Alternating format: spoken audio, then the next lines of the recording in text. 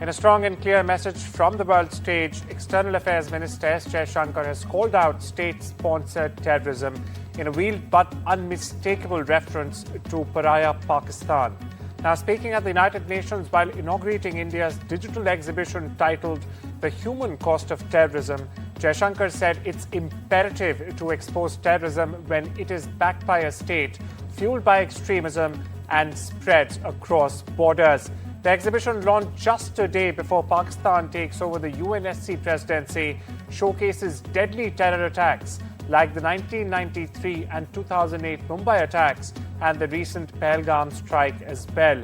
Well, they all point towards Pakistani-based groups. Jaishankar has urged the global community to act and not just remember the victims. Now, this comes as a loud call at the UN: no impunity for terrorists, no tolerance for nuclear blackmail. Listen in. Terrorism is one of the gravest threats to humanity. It is the antithesis of everything that the UN stands for: human rights, rules and norms, and how nations should conduct their dealings with each other. When terrorism is supported by a state against a neighbor, when it is fueled by the bigotry of extremism, when it drives a whole host of illegal activities, it is imperative to call it out publicly. And one way of doing so is to display the havoc that it has wreaked on global society.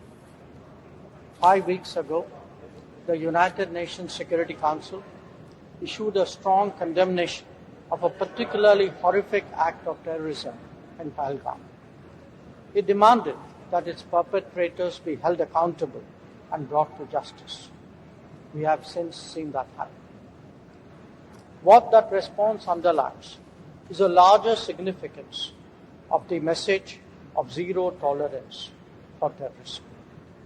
The world must come together on some basic concepts: no impunity to terrorists, no treating them as proxies, and no yielding to nuclear blackmail.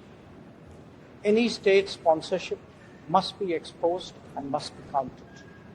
By now, we know well that terrorism anywhere is a threat to peace everywhere.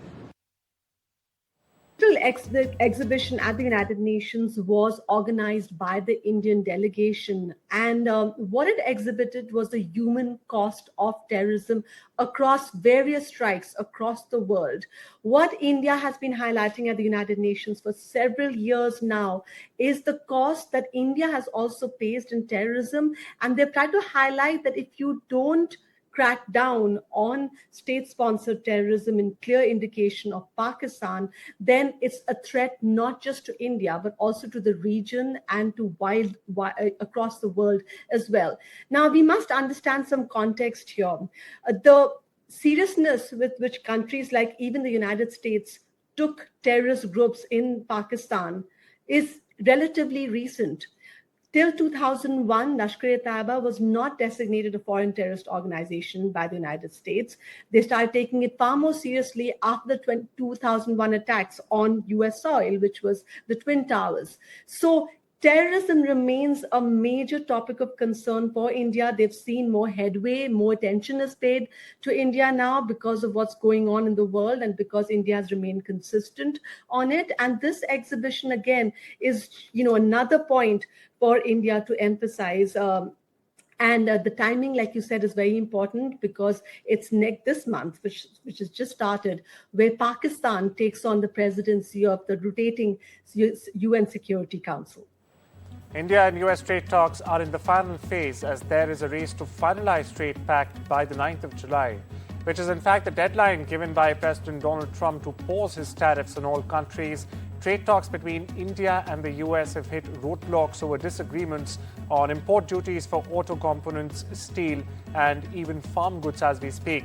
Now, this comes ahead of Trump's July 9 deadline, as I mentioned, to impose reciprocal tariffs and end the pause that he had initially imposed. Now, today, the White House said that a deal with India is, in fact, indeed very close. Listen in to spokesperson Karoline Leavitt. President said that last week, and it remains true. I actually just spoke to our Secretary of Commerce about it. He was in the Oval Office with the President. They are finalizing these agreements, and you'll hear from the President and his team, his trade team, very soon when it comes to India. China? How do we counter China on that front? Yes, I mean, look, India remains a very strategic ally in the Asia-Pacific, and the President has a very good relationship with Prime Minister Modi, as you know, and he will continue to have that.